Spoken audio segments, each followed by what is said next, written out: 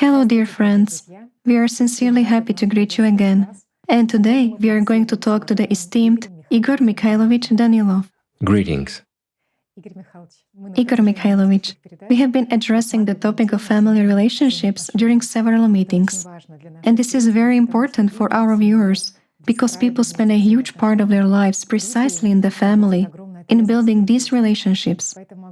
Therefore, thank you so much for raising with such simplicity and ease the issues that are extremely relevant for every family. Our viewers share that Igor Mikhailovich talks with such precision about the scenarios of the system, about the nuances of family life, that it is as if he has visited our home. Indeed, knowledge is very important. And our viewers shared that when they lived before they encountered the knowledge, their family resembled a relationship in which there was domination, selfishness of consciousness, fear of losing the manipulated partner, and all kinds of aggression. Let's put it simply, an ordinary, normal family, right? Yes, exactly. An average one. Yes, and quite. With a full set of issues. And everything changed completely, of course, and the relationship came to another level when they encountered the knowledge, because they also started to fall in love with their partner in a new That's way. actually good. They saw their partner in a different light, they saw the essence. There are now fewer quarrels and more mutual understanding in the family. Therefore, it is always a great joy, of course, when both partners follow the spiritual path. But there are stories and there have been a lot of questions such as what to do if only one partner follows the spiritual path while the other one doesn't share such views and interests of their partner? Is catharsis possible in such families? Are such families doomed in general as it turns out? Or how to resist consciousness in such families? I understand. But my friends, how do you imagine catharsis when, for example, you follow the spiritual path while your other half does not? In that case, it is sort of easier. Let's imagine vice versa. Your so-called other half follows the spiritual path, while you don't. So your other half, who is supposed to love and respect you and so forth, comes to you and tells you what he or she has in their head against you. You definitely have the same in your head as well, but you don't remember what's in your head. Well, she remembers or he remembers. Why? Because a person follows the spiritual path, observes the thoughts that Shaitan throws into him, and already takes it seriously. It's clear that a person following the spiritual path, in order to get rid of the power of Shaitan, should voice Shaitan's tricks, so to say. Right? Thus a person takes power away from Shaitan and sheds light on those secret actions of his. But before whom? Before a slave of Shaitan? What will be the reaction? It is clear that the demon will become furious in you, right? And we were told, by the way, a woman also wrote about her husband, who was the first to follow the spiritual path, and she voiced what thoughts she had from consciousness when she was observing. Extremely negative ones. That he doesn't love you, he will leave you for that world now. Yes. He will leave you here alone. Of course, he has joined... And then what? Are you going to love him after that? He has joined a sect, they are going to rob him, to take him away from the family and so on.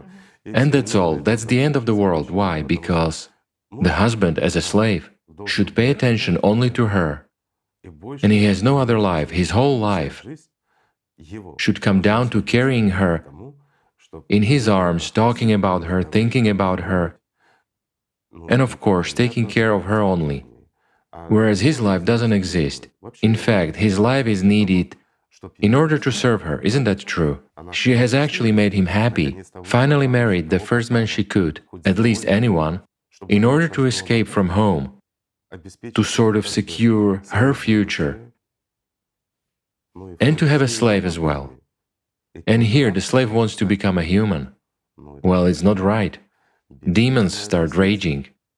Isn't it so? It is. You know, if you brush everything aside, that's how it happens in most cases, you see. As to what they say, that it's sort of for love or something else. Yet what are the criteria of love that people often choose? No, I'm not saying that all people, but most of them. Let's put it carefully, okay? Whether a person suits you or not. What life will be like? Well, some don't care at all. They just want to escape from their home because they feel uncomfortable at home. It seems to them that, like in a fairy tale, she will get married and that's it. The world will change. And she will become free and will do whatever she wants. But then, when she gets married, it turns out that everything is exactly the opposite. It turns out that it was better at home. But she understands that only later. Isn't that so? It's the same regarding men. How to resist consciousness in families where catharsis between partners is impossible? To let a person live his life. This is the first rule. There is such a notion as freedom, which is given to a human by God. This means that a person has the right to choose how to live, with God or without God, to serve Satan or no one at all. Well, if no one at all, he or she will still serve Satan. But in any case, one shouldn't annoy anyone with one's prayers, holy books, religiosity and the like. Not to show off one's spirituality. And not to preach, right? A person has the right to freedom of choice. If you, my friend, have embarked on the spiritual path, this is valuable for you and you have understood it, then make your life such that you become an example for your other half, so that your other half would also want to embark on the spiritual path for a qualitative change of oneself. You know, so that the mirror neurons come into action and the person would see how much you benefited from that. That's when your partner will want that. But if you impose it on your partner, well, again, what do you embark on the spiritual path for? To save everyone around you? Or what? To command everyone? Isn't that so? How does it often happen? Why, you know, it's such a serious issue. A person goes into a religion, it doesn't matter which one, or embarks on the spiritual path, and that's it. Performances begin at home. You are spiritual, not spiritual, you're doing the wrong thing or you are doing it wrong. Well, people had a life. It somehow formed, right? Somehow they got used to it, and then one of the partners, simply as they say, goes nuts. There is such an expression. This indicates that a person sort of goes insane after becoming a religious person and starts lecturing everybody. What happens? If the family isn't really strong, then as a rule, it comes to an end at this point. Or there's a different scenario. A person, right after encountering the knowledge, right after encountering it, without going deeper and studying, without embarking on the spiritual path, he begins to manipulate his other half with the help of these elementary understandings. Does such a thing not happen? It happens far and wide. But there is one more scenario. After embarking on the spiritual path, a person suddenly realizes that he is a human, not a slave, and that there is a tyrant who has bullied him all his life. It doesn't matter who this is, a man or a woman. This happens far and wide. The person begins to see clearly that not only he has his own demon in the head, but there is also a demon close by, and he simply doesn't want to live with it. So they simply split up, and then starts. As long as she was normal, everything was fine, but then she went to church, became fanatical. Right, a fanatical sort of religious person, and that's it, the family collapsed at that point. Doesn't that happen? It does. Or perhaps the person, on the contrary, came into contact with something greater and saw the truth. Therefore, you know, the family topic is so multifaceted, especially when one partner's soul yearns. He or she wants to go home, wants to go to God, while the other partner has purely mercantile interests. He or she is selfish and simply a slave to Shaitan. For sure there will be some misunderstandings or something else.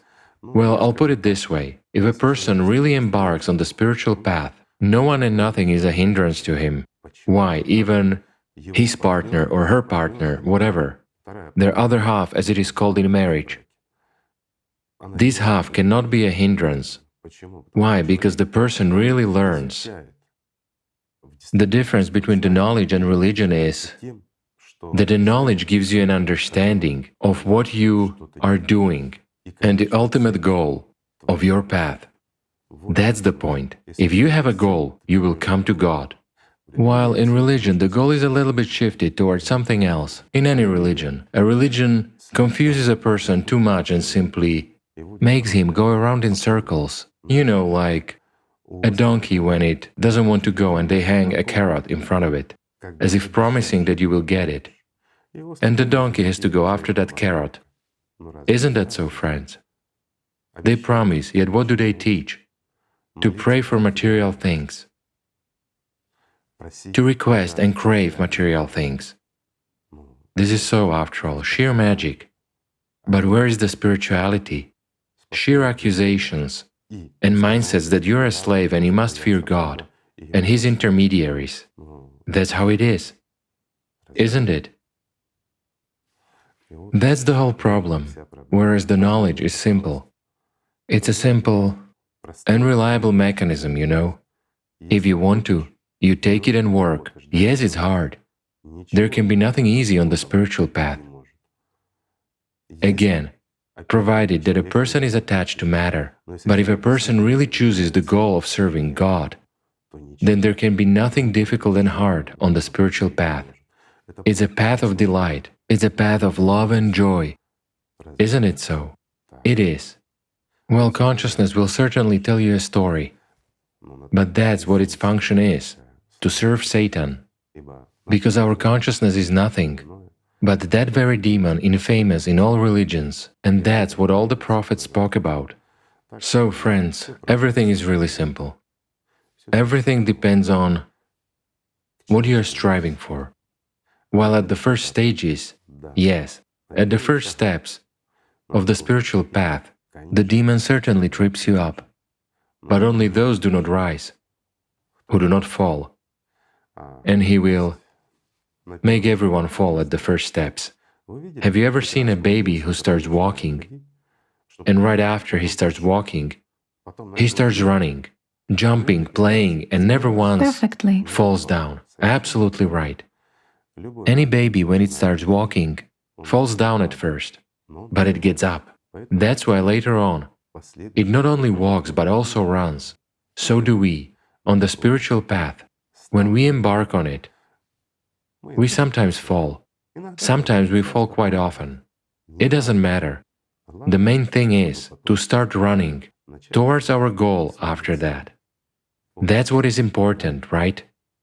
Everything is simple, friends. Well, that's not today's topic. Today we talk about family. Yes. Therefore, a person who has embarked on the spiritual path and uses true knowledge, he will not, so to say, set a goal to destroy the family or something else. Why? Even if an atheist or a slave of Shaitan lives next to him, this is a very good example for spiritual growth. It doesn't mean one has to be in torment and suffer. If the other half just drives you crazy, then life won't be good for sure. However, this is also a good tool for studying how Shaitan behaves in others, what he wants, how he manipulates, and so on, right? What is the main goal of a person on the spiritual path? To get rid of Satan's power and come to God, right? Right. So nobody and nothing is a hindrance. Otherwise, you know, when people live dishonestly, I'll put it so, in regards to themselves and God, all sorts of theatrics begin in this case. We've never touched upon this subject, but since we are discussing it, let's talk about it too. There is a theory of celibacy in regards to intimate marital relationships. Yes. There is a practice of celibacy on the spiritual path too. Yes, there is a practice of celibacy on the spiritual path. Why? Because Shaitan, or Satan, has two, let's say, big sticks with which he simply drives people into the ground, into the grave. The first stick is sex, while the second one is fear of death.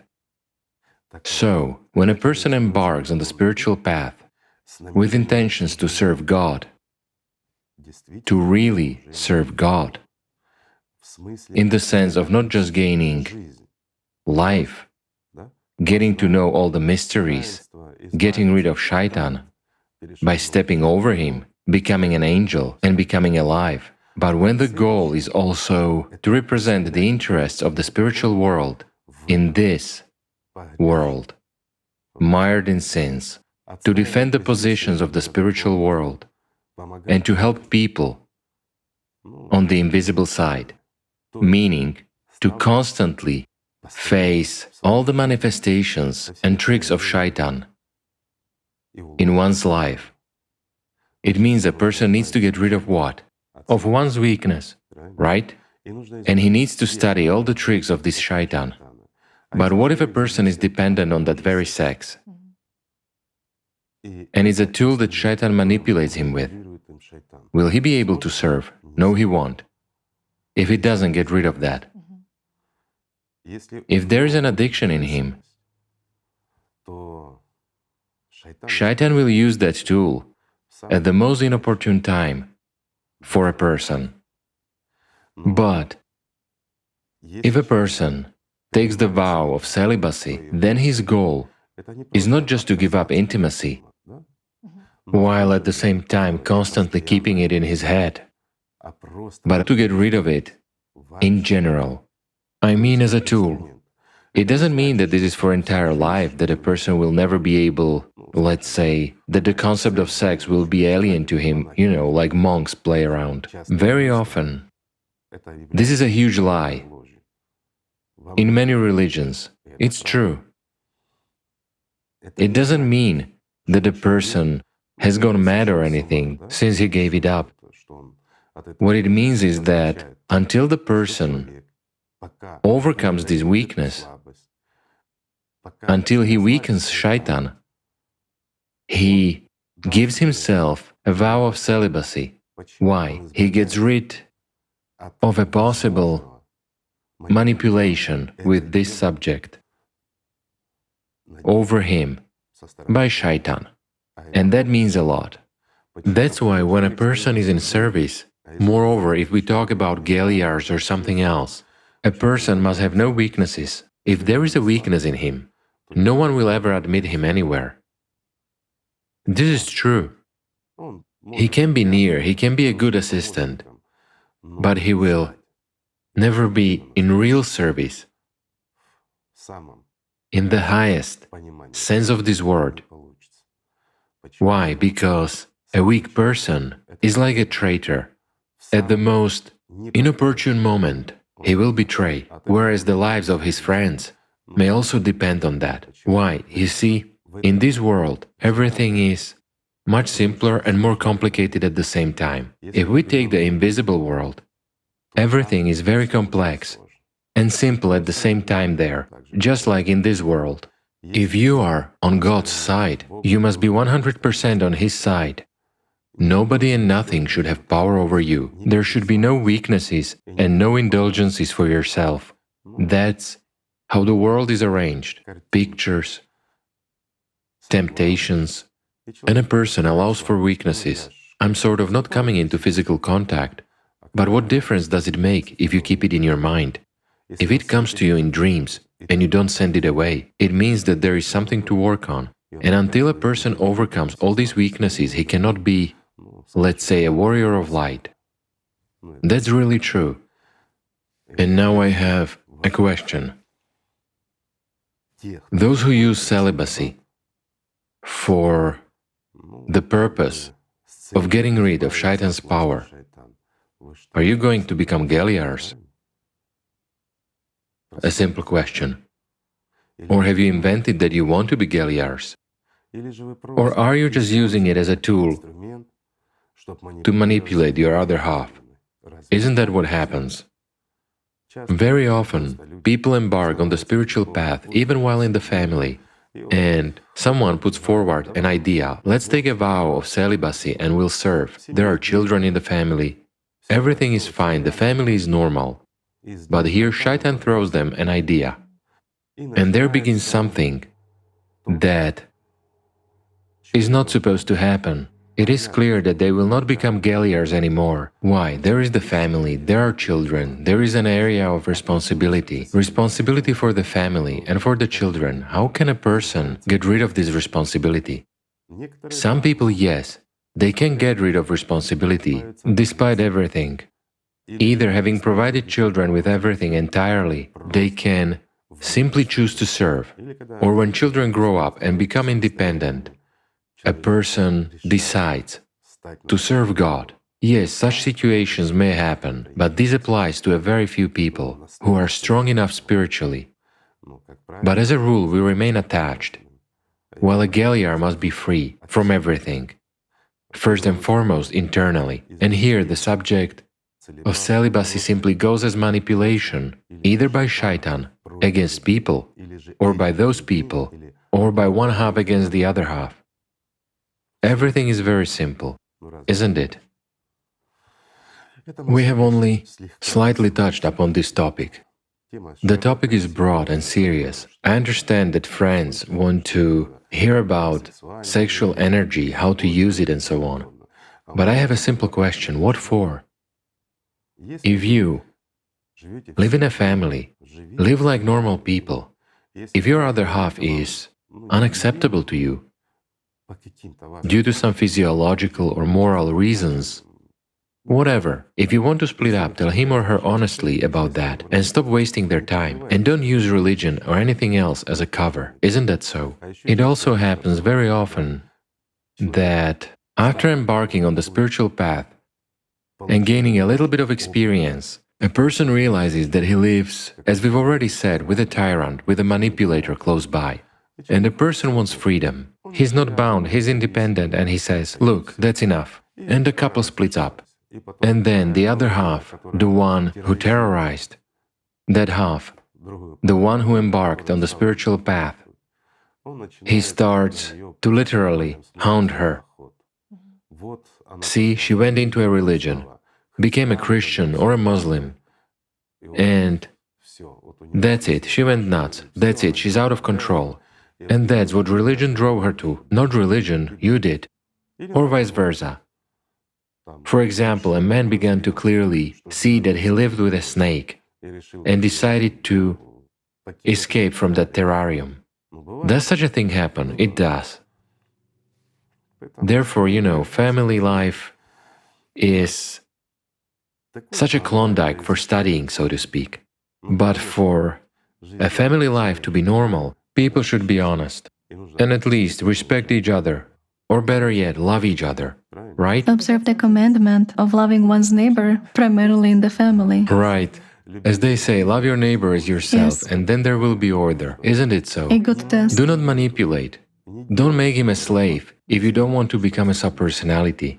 Yet in our society, the first whom we can reach, if we are under Shaitan's power, if we are manipulated by demons, then the first thing we do is we try to suppress our loved ones in order to make them our slaves after we become a subpersonality. Isn't that so? Let's look back at the entire history. Let's look at how we live ourselves, how our relatives, loved ones, friends, acquaintances live. After all, this manipulation is everywhere. The dead always take care of their future. Meanwhile, our secondary consciousness is inevitably dead, and it does everything to live well afterwards because it knows what will happen after the death of the physical body. Doesn't personality know that? A simple question. Or doesn't a human know that? He does know. Do you know who hinders the most? Primary consciousness. It is always, like a little child. It even seems to a person he is 100 years old, but he still remains at the age of a 6-year-old and perceives the future, as if he has many, many years ahead. It always amazed me when, working in healthcare, we dealt with seriously ill people, with bad diagnoses and empty energy tanks, so to speak. And it was clear that the person had little time left, due to both age and illness and everything else. And I was amazed at how human consciousness works. A person begins to make plans for the future, he tells. He is aware and he understands, but he doesn't believe and doesn't perceive that. It's a paradox, but it's true. So, a family relationship is a good thing when it's good.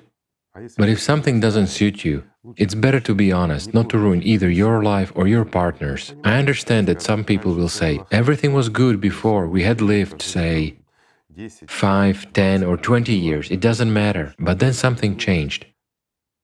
And that's it, you cannot even stand being near the person anymore.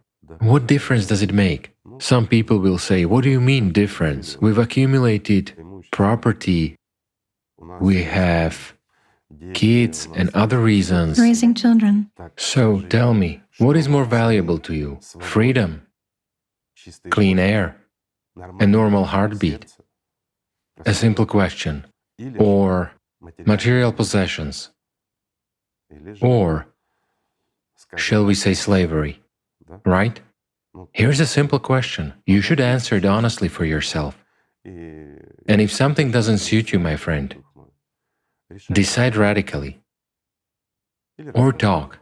If you cannot agree, then either be quiet and patient, or split up. What can I say, right? It's not worth torturing each other. You know, it's the same as living with an alcoholic. It doesn't matter whether a man or a woman is an alcoholic. He or she is a wonderful person when he or she doesn't drink, and some people waste their entire life trying to wean an alcoholic from drinking, and there is no life. Years go by, the body wears out. But where is life? In someone else's problems, in someone's alcohol addiction. But if a person doesn't want to quit drinking alcohol, he won't quit. He has a different goal. He has a different goal, of course. Yes. He escapes from reality. As long as he's drunk, he's a hero. He's a king of this world. When he sobers up, he understands that he's nobody. He starts feeling bad. It turns out that he's not an alpha. He's nobody at all. He's not even a hamster, let alone alpha. Of course he wants to hide from this world. And where does he hide? In a bottle. Or in drugs, whoever chooses what. But these are people who degrade. And here many people have a counter-argument. How is that? This is actually a near and dear person. Well, if he is near and dear and you like this life, then enjoy it. And don't whine. Isn't that right? And do not blame God all the more. All those are tricks of Shaitan. Enjoy and hug with Shaitan. I'm sorry for being frank, friends, but this is true. And you know it. I am merely saying what you know. Isn't that so? But for some reason we don't say it to ourselves. You see, and the worst thing is that we create conditions for ourselves in which we suffer instead of living. Why? After all, there are plenty of families who are happy with each other. They feel comfortable and convenient. No one claims dominance. There is simply a division of labor and responsibilities. Wonderful relationships and life is easy and interesting, right? They live by the principle, if one person wants to go fishing, he goes fishing. And if someone wants to go to the theater, he or she goes to the theater. Then there will never be any quarrels, right? Igor Mikhailovich, when two partners follow the spiritual path, they certainly take care of the inner state of each other. If one of the partners sees that the other one is serious and very focused, for example on work, or he's very moody, should the former remind the latter at this moment that he should return to feelings, that he is now not in feelings? In Satan's temptation, Yes, right? exactly. That he is not in feelings at the moment. He has strayed from the Sort path. of return to the path that leads to God, yes? Yes. Is it worth telling him right at this moment, so to say, distracting him and reminding him that he should change the vector of his attention? Well, it depends. I'll tell you the following. It depends on what goal that partner pursues, right? Let's put it this way. There is partner 1 and partner 2, okay? Let's suppose the woman observes that the man is moody, preoccupied and focused, not on God's love, but on some matters. So should the woman manipulate the man at this moment? And tell him, Well, I believe I've answered. where are you? Manipulate the man at this moment. As a rule, this happens at the initial stage of the spiritual path, and it usually happens when somebody plays spirituality. Or people have just embarked on the path and do not understand the subtleties yet, you see? I mean, there begins taking care of the spiritual path, of the near and dear person. Take care of your own path. Here's my answer, friends. The only person you should take care of every moment is yourself. While your partner follows the spiritual path along his own road, and if you start lecturing him, that's already preaching. You don't learn, but you teach, and the difference is essential.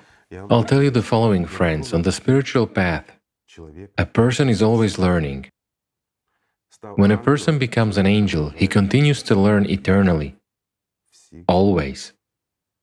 And it should be a natural state for a human to observe and to study, as long as he is in a body, whereas afterwards there are already other aspects and another responsibility. If God has granted, we have done our best and achieved spiritual liberation. But when manipulation takes place, and this is nothing else but manipulation, when a demon tells a person, look, your partner is moody, you should help him, you should shake him up now. How do you know? If you haven't attained perception through feelings, or this perception through feelings is foisted on you by Satan, are you able to distinguish reality from the perception imposed on you by Shaitan? A simple question. So if you answer honestly to yourself and you're not sure, then don't touch your partner and don't disturb him. Meanwhile, there should be time for catharsis and discussion in a married couple, isn't that right? It is. Let's suppose after some spiritual practices, when there is catharsis, you can simply ask a question. Today I noticed that you had such a state, and it seemed to me, after all it's a catharsis, that you were actually busy with something else and you didn't have this connection. You lost it. Is that what happened or not? As a rule, the answer may be striking, that a person was actually in love and in joy. He was in connection, while he made his consciousness focus on work at the time when he simply communicated with angels inside. At this moment, if another person interferes, prompted by Satan, he will break this inner idol of the person's communication. Isn't that true? What we see is not always the way we perceive it. A simple example. Let's say a man comes home from work. He is sitting, moody, serious and focused. Both of them follow the spiritual path, and he hardly talks. The woman begins to worry, something happened, or there is something else, right? But he doesn't tell her anything. However, is the woman sure that something is wrong with the man? Perhaps he's actually disciplining his demon. Meanwhile, our facial expressions, first of all, belong to our consciousness, friends, not to personality. But at this time, he as personality is full of bliss. He's in heaven. Can there be such a thing? Why do people not think of that? As for what is visible and what Satan clings to, those are exactly external factors, everything material. This is his material world. It's not our world. We are not here for long. Well, he's here forever.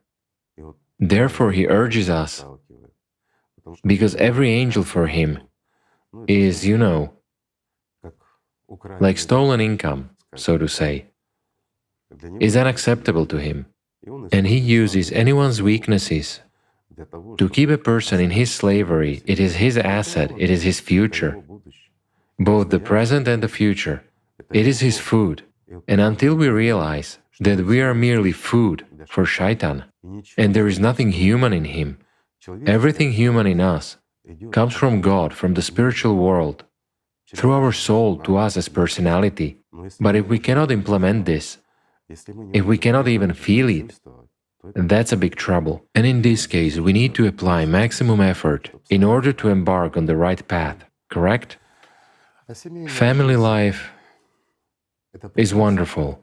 It is splendid. But sometimes it may be different.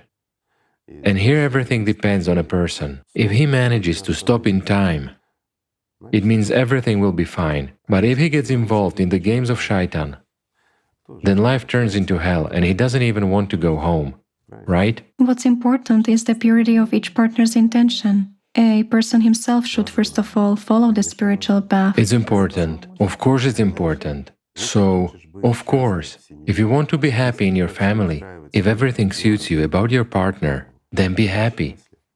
Nothing prevents you, neither Shaitan nor the spiritual path or anything else. How can the spiritual path ruin a family? A simple question. No. On the contrary, it makes it stronger. But certainly, if your other half is not a slave of Shaitan, and even if he's a slave of Shaitan, that's his choice. If you value him for some qualities that suit you, you can live your entire life this way, understanding perfectly well that if God grants and you go to heaven, your other half will go to a different place, so to say. But that's the freedom of choice, in fact. Or do you, my friend, intend to violate God's word and the right of choice that He gave to people? Isn't that too much for a human? A simple question. It is something to think about as well. We can change our other halves by our personal example, or we can humble ourselves and simply live. If it is pleasant for you to live with this person, just live and enjoy it, because it doesn't prevent you from developing spiritually. No one can prevent a person from growing spiritually. No one and nothing. No tricks of the devil, and no desires of people around him, so to say. That's true. If a person strives for God, if this is his real goal, he will definitely come to Him. Everything is very simple. And he shouldn't deprive people around him of his love, because people are actually afraid of losing love. That's important. And the fact that they say, "I am not loved," you actually understand that they probably simply do not show enough love and gratitude to each other in the family. I'll put it as follows. It's not true. No? No. When a person says they don't love me in the family, it means that his goal is to attract attention. This is manipulation. Live in such a way so as to be loved and respected. But you shouldn't strive to have all the attention paid solely to you unless you're going to become a subpersonality, of course. Better pay attention to others yourself. If you aspire to become an angel, it won't hurt you. And even if you're near and dear people and your other half become subpersonalities, give them a surplus of power, let them rejoice. After all, it's your other half. Or better yet, make his or her mirror neurons work so that your other half would embark on the spiritual path, and so that together you could reach the spiritual world and become angels. That's the right thing to do, my friend, isn't it? The questions are good and interesting, but a family is a family. It is really considered to be 7 selves for a reason. Here, of course, as they say, the devil himself wouldn't make head or tail of it, but it's an integral part of our lives. And for everything to be fine, we should simply love each other. Thank you. Thank you so much. Thank you, friends. Peace be with you.